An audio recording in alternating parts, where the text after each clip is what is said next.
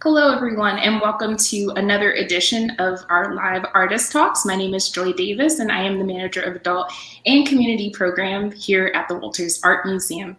Today, I have the wonderful pleasure of interviewing strikeWare. They are made up of Molly Bendel, Jeffrey L. Ganglish, and Christopher Koizar. Welcome, you all. Hi, it's great to be here. Thank you so much for having us. So before we get started, I figured I'd speak a little bit about the group strikeWare. They are a Baltimore-based art collective formed to create action-oriented experiences. Their recent work aims to uplift and amplify stories to our critical American history, which they do pretty well, often using new technologies to emphasize the nowness of that history. So also I want to just say that together they work and play with virtual and augmented realities, time-based media, as well as customized hardware and digital fabrication and interactive media. So again, I want to welcome you all, and we're going to actually get into a little bit of that right now. And I would love to share some images of both of you first to start off with. And I have a question about you all as a collective. Being that you are a collective, has the pandemic affected how the three of you collaborate together and create work? I'm sure it has, but please let us know how has this manifested?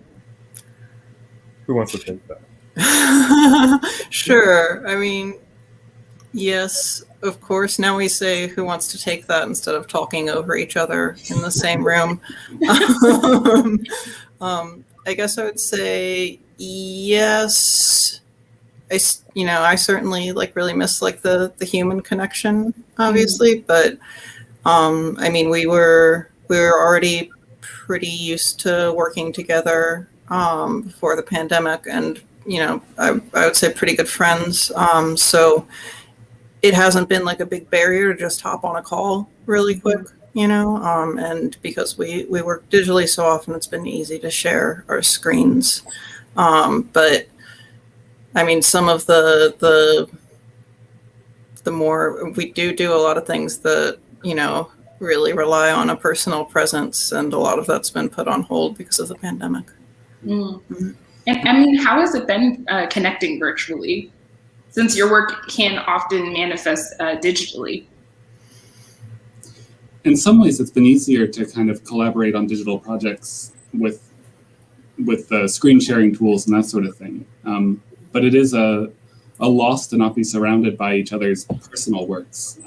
We all used to have Baltimore-based studios, and we would meet and gather in any given person's location, and to not kind of have that connection to our individual work, it does feel like it feeds our group dynamic a little less.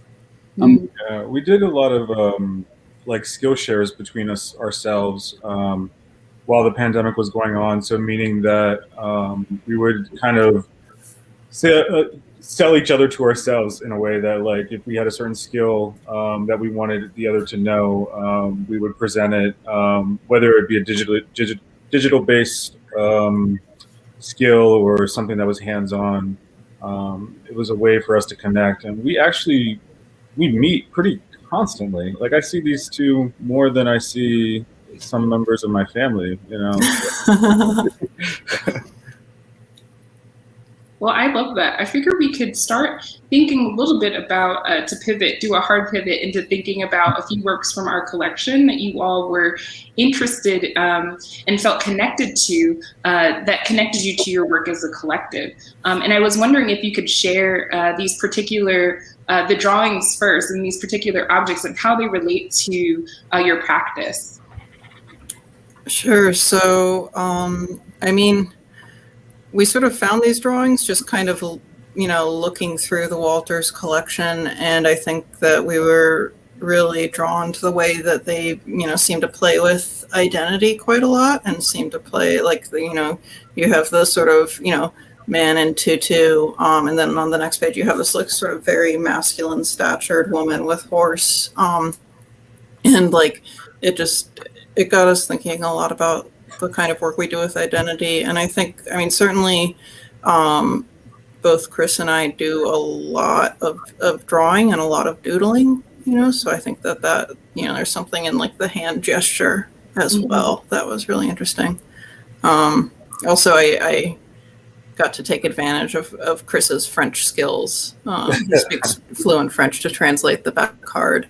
I can't translate the handwriting. It's not that great, but it is addressed to somebody and saying that it's like, I don't know if I can see it right now, but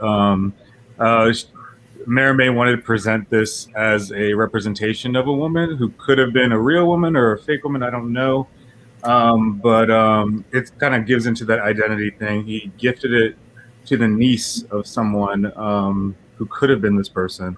The identity thing that Molly was talking about, it's funny because, we have this kind of like callback to how we formed it, even in the sense that like this, a lot of our grad school work, which is how we met, like had this overlap of kind of like cryptic imagery or text-based stuff or something that had to do with an overlap of drawing or not drawing, but like traditional media or new media and like some kind of Jeff had a huge like QR code on his box and on a sculpture in grad school and it just kind of fed into our practice too, like this use of text and Sure. Yeah. And then, Thing, it's almost like we were saying before, we're like a he, she, them collective. So we're like all these pronouns mixed in one, the three of us. and like it's funny because after isolating these two drawings, like look, you want to learn more about the artist, right? And Maramé himself was like almost a con artist. Like he was actually better known as a writer than as an artist, and he would to sort of get around French censors at that time. He was an atheist, and this government was run by Jesuit Catholics, and he would sort of create these identities for himself. Like he would write as like a 15-year-old girl from Spain or something, and because it was not coming from like a French person, all of a sudden it was more okay and accepted, and then used to subtly poke fun at the government, I think. So there's a lot in there where it was like, what are the odds of discovering something like that about an artist that you chose because you felt a visual connection to them? But I mean, I think for us, we have those connections all the time where it's like we're looking deeper into an object. I think this is probably true for the next object as well. And it's like, wow, there's so much here that I never could have anticipated. Yeah. Even just talking about Maramé one last, I don't know if it's true or not, but I read somewhere that he was an inspector of monuments, of historic monuments. And that really? This guy had so many jobs. Yeah. It was just kind of amazing. The letter from Sibby Grant, like the way that the Walters has kind of used this was interesting to me. Not used it per se, but how it was acquired and then how it was totally expanded upon as this little discreet letter that was probably never supposed to see any other eyes except for Sibby and her then master at the time.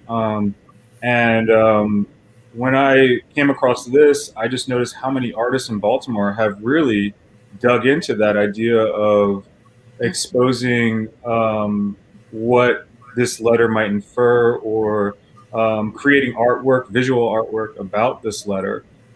So everyone from, the Wombworks did something on this. Antonio McAfee did a piece on this. I think they had a whole show at One West Mount Vernon. And when I started looking into the letter itself, it's so controversial. And when we did our show with the Peel, the impetus for that show was a diploma. There was no visual call to know what the people looked like in that show or the people who were represented in that show. Which was like the first all-black graduating class of Baltimore. So this kind of spoke volumes to us only because there was this digging into among other artists in Baltimore, there's this digging into a narrative and exposing it with visual art. So knowing, and this is how it happens in Baltimore.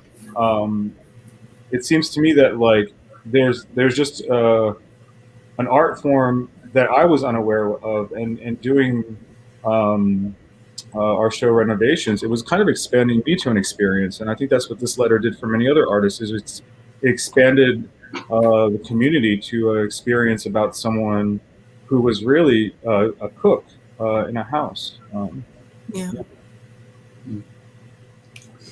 And I think that's great. And we have two other sets of objects.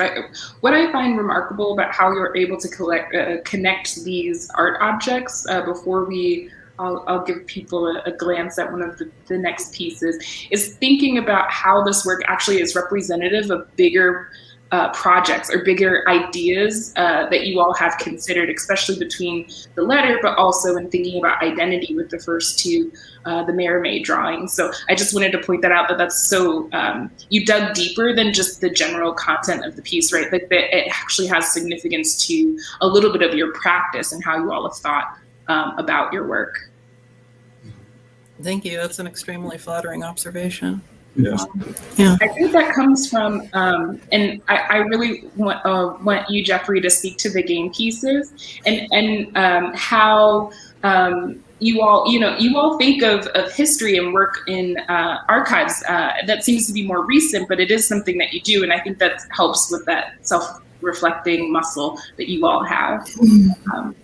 Jeffrey, can you tell us about these two particular game pieces? Sure. So as with any of the pieces we've talked about so far, the kind of physical historical artifact has so many different perspectives and stories it can tell, and that's really, really what we enjoy, is kind of digging those and sharing them. And so with these pieces, these game pieces, they're probably part of a Mayan set. Mayan is an old kingdom Egyptian game that nobody knows how to play anymore, and it's played with lioness pieces and marbles on a coiled snake that was wrapped into Egyptian mythology, and these very tactile, playful, experiential pieces were part of learning and understanding their world through gameplay. And so that sort of experiential learning is really core to what we do in strikeWare. We try to take those sort of unearthed our perspectives on these histories and share them through a very tactile, experiential, playful installation. Do you want to add to that? I completely agree. I mean, I think that, and I mean, I think it actually really ties back into the Sibby Grant letter and how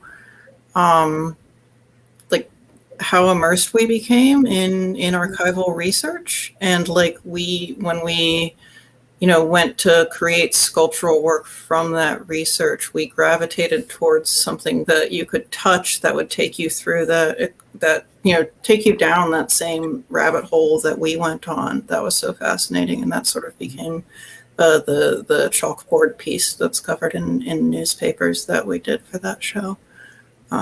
Yeah, even like I mean, it was an experience. The experiential journey was really.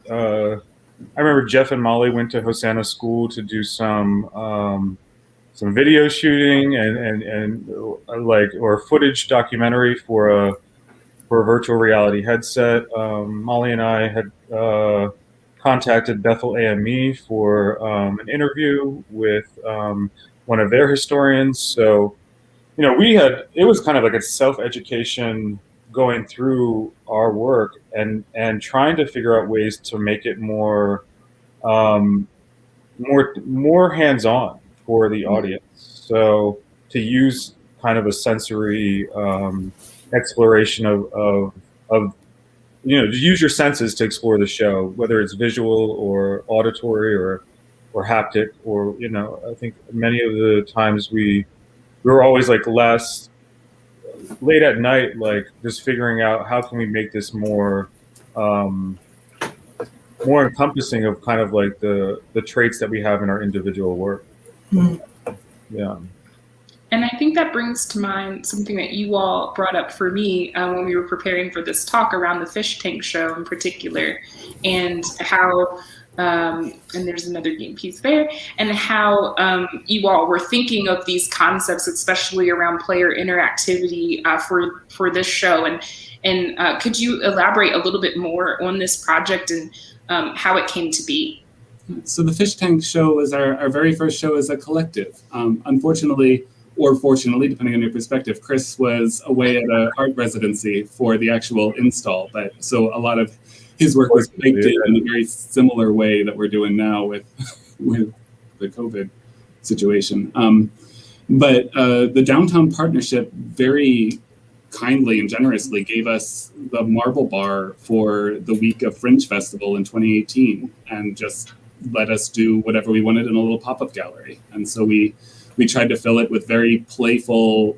It was originally going to be in a different space, and a lot of our initial conceptions were based on being inside of a large glass box, which is how we kind of came up with the fish tank motif. But then we just translated that right over into our subterranean little cavern, and created, I don't know, over the course of the week, maybe 6 or 8 pieces. I forget exactly. But this is one of them, augmented reality series of photograph installations that projected sculptures into the space. I wish I was there. I didn't mean to overtalk you, Jeffrey, on this call, but like I wish I was there. But I also am glad I was away. But I wish I was there. I hate setup and installation of shows, but it's a real thing, I guess. So I'm glad it's not that part. Your work was in it. That's what matters. Yeah. And do you, this is a totally, it's not off topic, but it's kind of an off book question about like the connectivity for folks, because it does seem like there was a, creating experience is so important to you all. And as we move to another, this is another image of Fish Tank, and seeing how people are interacting with it, did you all have any observations from that experience? I mean, it's always it's always the best thing as an artist, especially an artist as artists who are interested in interactive media, to be provided a chance to get just a random sampling test audience, and to watch those people interact with those things and see which of your assumptions checked out and which ones didn't, you know. Actually, I think in that photo is Tanika Berkeley, who helped us so much with the Peel project. She was responsible for so much of the historical research for that show. So I just want to throw that in there. I didn't know that was Tanika. I can't tell with these headsets and these masks. Yeah. There's some sort of mask wearing joke in there, but I can't come up with it right now. Yeah, I don't even know why I mentioned masks. That was pre-COVID. I see that there's some more comments coming in via our YouTube. So this is a great time for me to ask the audience if they want to ask questions to please start asking them now in the chat. And I'm happy to bring them up for the for the artists when we get to the end of the program. So please be sure to do that. And we're certainly going to highlight a couple of comments. In thinking about Fish Tank, and then also thinking about renovations, which was a different show, maybe, and you were reflecting on this and thinking about the city grant letter as well. Could you tell us a little bit more about how this project came about and the various components for this particular show? Yeah, so we actually finished grad school together. We all graduated in 2018, and Jeff and Nancy Proctor, who was the director of the Peel Center, had known each other prior to a meeting that had happened after grad school. Nancy invited us to come into the Peel and explore it. They had been putting on exhibitions, and it prompted all of us to explore really the building and the history there. So on the tour of that building, I mean, there was so much stuff in that space. Like there had been all these sculptures that were already interactive. there was renovations going on within the building, and then just a bunch of like leftover stuff from various like old mayors, or I don't know, just piles of papers and whatnot like that were there. So when we put on the show Renovations at the Carroll Mansion, it was really because the Peel had shut down. We couldn't put the show there. They had taken over the Carroll Mansion to do various exhibits, and so the work for Renovations then started to grow and grow and grow out of various themes about the history of the Peel Center, or the history of a Hosanna school, or there is a building, the Upton Mansion, that on the back monitor in that photograph, there's a short documentary about the Upton Mansion and its ties to the Baltimore Institute of Musical Arts. And all these other, but we even researched about the Carroll Mansion itself and how Charles Carroll had resided there. And there was just tons of like all these little stories that gave life to the buildings. Some stories were totally shoved under the rug, like stories about the Crownsville Hospital, which kind of blew up into a whole different kind of narrative about one of the graduates of the Peel Center when it was a high school. And then, yeah, I mean, this show just kept on spiraling into all these other tangential themes. I think that had a lot of interactivity, a lot of work that you could just really hold in your hands. I mean, it was, yeah, that's my 2 cents. Yeah, I think when we first toured the Peel, I remember, Nancy emphasizing how interested she was in exploring this building's history, as the first public high school opened to Black students in Baltimore in around 1898. I think we were kind of like, cool, we'll check it out, and then instead we were presented, over time just started digging up all of this information, and because we got so invested in it, every single piece of it was incredibly interesting to us, and so then there was this blowing up process and this paring back down process, and a lot of like, I don't want to do that, but then like the other one doing it anyway, and like I would say that we're like a 3 yes, 1 no collective, so like one person can put the kibosh on something that we don't want to do.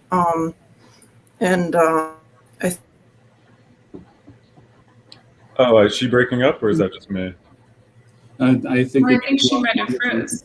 Oh no, yeah, there's a storm going through on my end, but there's a storm happening here as well, so yeah. Hopefully you all can bear with us as we kind of work through it. Before we leave the subject, I just want to add that the Peel Center has been incredibly supportive of all of our work through this show and since. And this show couldn't have existed without the very generous support of the Ruby's grant, which is a wonderful Baltimore institution that we're very, very grateful for.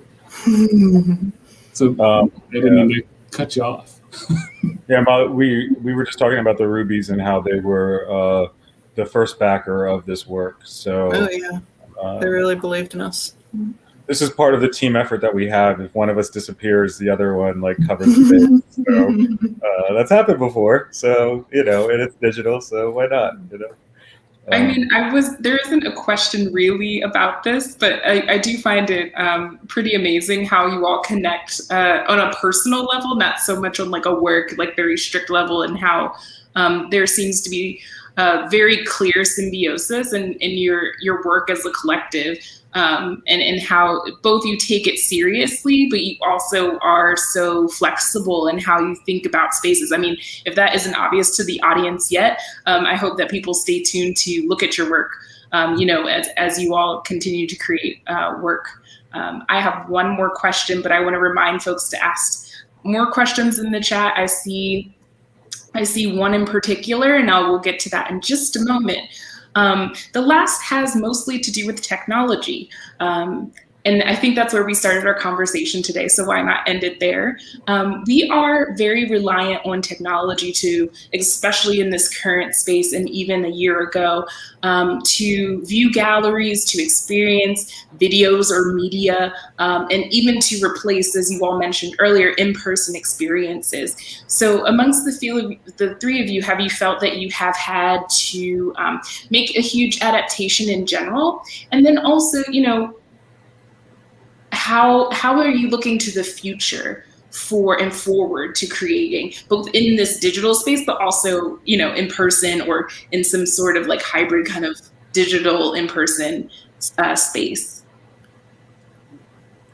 I mean, Connect and Collect was just gracious enough to have one of our pieces up in the on Charles Street at the Deutsche Foundation building on the side where their gallery is, and I think that outward view of the work where you can walk by it, it's there, it's somewhat subtle, we've always been thinking of ways to be subtle in that crossover between the digital and the physical world, or the realms of exhibition space and the use of the technologies that are available. So I don't know if you guys want to take on any of this, like this question. Looking to the future, it's tough. I mean, go ahead. I think that since we started focusing on a lot of new media work, like I think sometimes people assume that we know what the future is like, because we're as though we're future looking. But I feel like the more future-y stuff I touch, the less certain I am of anything. To be really specific, I mean, it's been one good thing, not good thing, but one thing that has been sort of helpful with us working together during the pandemic is that I think that many people are getting more comfortable with technologies that they weren't comfortable with before. But I also feel like there have been exhibition situations where our pieces have suffered for not being able to be, in the space that we intended them for, which was really important to us. Yeah, we just try to stay present too. Like take it day to day.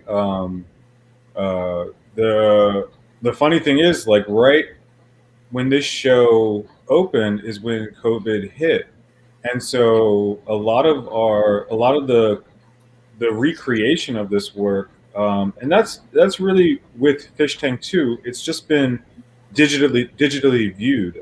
So there was a lot of people that showed up for the opening and for the 2.5 month long exhibit. It's just that this stuff is just kind of collecting dust. Most of the work, so to speak. I mean, I want to be more. I should probably be a little bit more.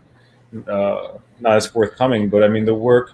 I think as we look forward, we were just trying to be together as friends after grad school. Like that was right, Jeff. That was your initial Yeah, that's why we're together, because we just really like each other's work and want to keep working. We'll find a way to do that one way or the other. I didn't mean to cut you off, Chris. No, to cut me off. Yeah.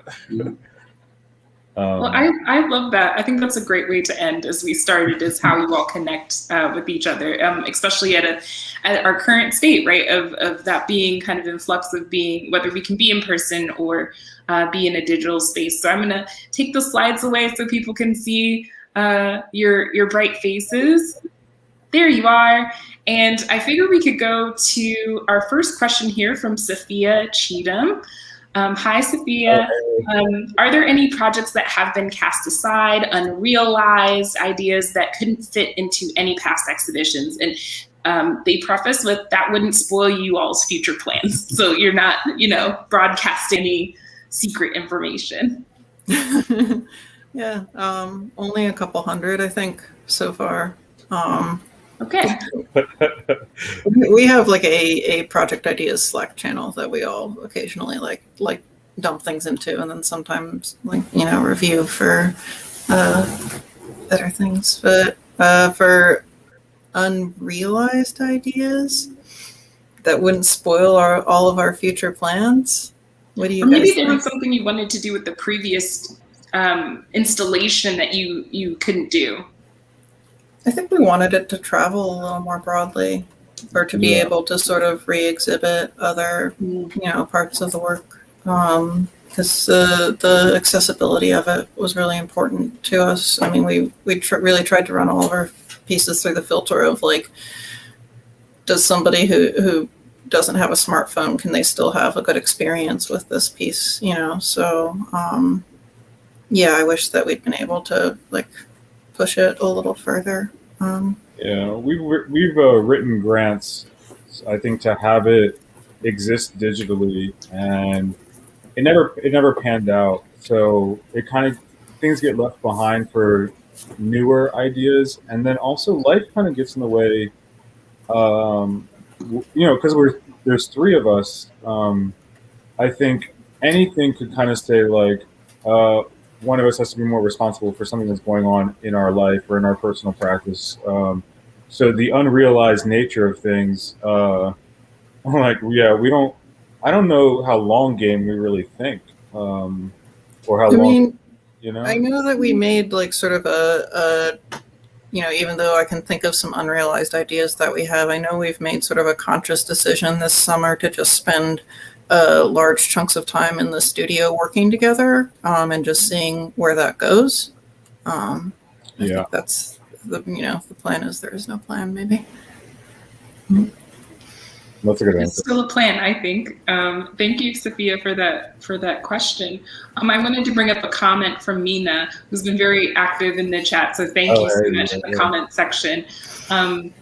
Let's see. Mina says, told my colleagues how you created an army of new media artists. And so I just wanted to bring that up. And I think that was in reference to Kathy Odell. But I just think it's interesting how this...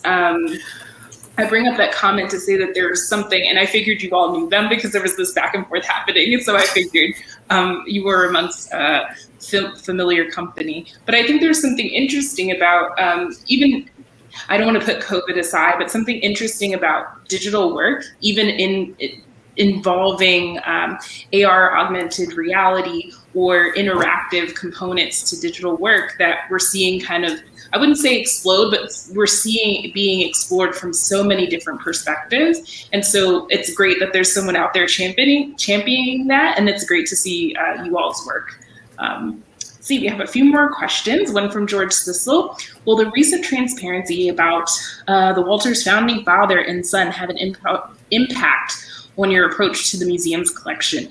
I think so, George. I would definitely stay tuned to that and how we will, I think that question is for me, and how we will think about programs, how we will think about exhibitions. But I would stay tuned for that because there's a lot in the works, and I think a lot of ideas on the table as well. So thank you for your question.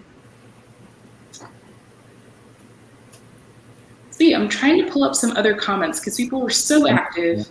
Nina also says, congratulations. Kathy says, says hi to Nina. And everyone seems to just be, I also want to bring up a comment from Sophia. So Sophia mentioned that about ways to use tech in galleries, and that drew on a question, maybe we can end here, about tech in galleries and how you all navigate that. Like, what has been your experience? Because you're in very old spaces, you're in spaces that are in transformation. And so doing an exhibition or putting on a show or showing an installation in the most perfect scenario is already difficult. So how do you all navigate placing tech or doing what you do, your practice in gallery spaces? A bit of a weird connection, but Chris and I both have backgrounds in video production or filmmaking or set building. And so I think a lot of that transfers to our installation approach and the way that we think about technology. Chris, do you have anything you want to add? Yeah, I mean, the idea that our art has been kind of, we are all also educators in some capacity. So combining tech and art and some kind of throughfare of learning about the art while also learning about the concept behind the art is done through the tech. So filmmaker approach, I think, is like that's what builds the storyline or narrative way of creating work. I think, Jeff. I mean, I don't know if you agree. Like, I was thinking more just like how we treat spaces and try to create an experience within a space that is different than the space was originally intended for. Was kind of where I was going. I was thinking of your Creative Alliance show where you created the little set and. Oh yeah, I mean, I think it needs to be said that there should be an experience when viewing art. And I mean, Joy, you had said like tech offers a way to explore, and it also offers a way to exploit the art, right? So that there's just a rise in kind of trying to make money also while trying to have a conceptual bent. And I think those two interrelated is really hard to do. And also with new media, there's so many different avenues to take that we kind of fall back and take on other notifiers within the tech world to create art. So I'm being very vague, but we each have sort of dramatically different skill sets, I would say. So there's it requires a lot of trust too, I think, to be like pitching an idea. Like I can remember you, Chris, like being in my studio and being like, the piece is going to be really good if it works, and referring to it when it's plugged in, like if it turns on the way you say it's going to turn on. Oh yeah, I like how you were telling me to cut the chalkboard in a certain size, and you told me like 3 times, and I still got the measurements all wrong. So like the tech is also like that was satisfying. I'm not gonna lie. You. And I'm like building it like in a different way, but I don't like.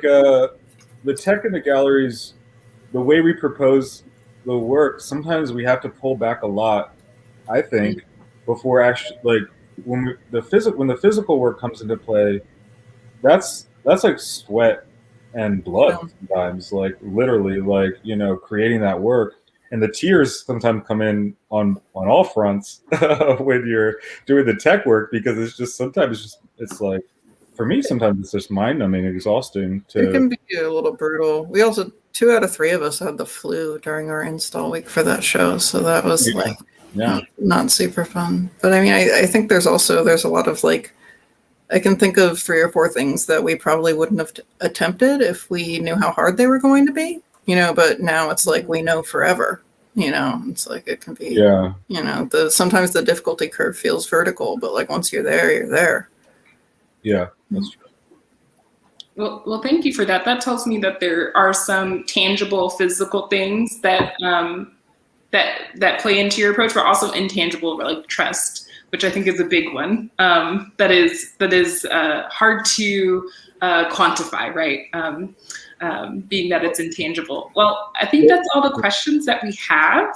Go ahead. I just wanted to say also, like the institutions that we worked with has been part of the push and pull of the creation of the work. So when an institution actually invites us to be a part of or to show an exhibit, we try to work in tandem with that institution. But it's only been that way with institutions because that's how the grant writing has been structured for us to create the work. We've only been around for a couple of years, so I don't know if that's all I have to say. Really. But there's definitely a level of trust that we build with the venue as well. Yeah. Mm-hmm. But that's it. Yeah. Thank you so much for this opportunity. It's been a joy to talk with you today. Yeah, it's been wonderful to hear you all's process and just to enjoy you all as friends operating in this space. I just think it's wonderful. And I think we have some links to your Instagram and your website that we can share for the audience and we can put up for folks. So please be sure to check out strikeWare at either of these 2 links and really follow their work as they're continuing to produce and work together and on their individual practices as well. I want to thank you 3 again for being here today. I want to give a big thank you to our digital team, which includes Paloma Feliciano and Sydney and Sydney. I also want to have a bigger thank you to you, the audience. Without you, this program and the artists, this program doesn't exist. So I'm so happy that you could experience with us today. And thank you so much for all the engagement and wonderful comments and questions in the comment section. We want to welcome you back for more program. You can go to thewalters.org/events to find more programs and more information. And you can check us out on our social platforms as well. So I want to thank you all again for being here, and we will see you in the next one. Bye. Bye. Thank you so much. Thank you, Joy. Yeah.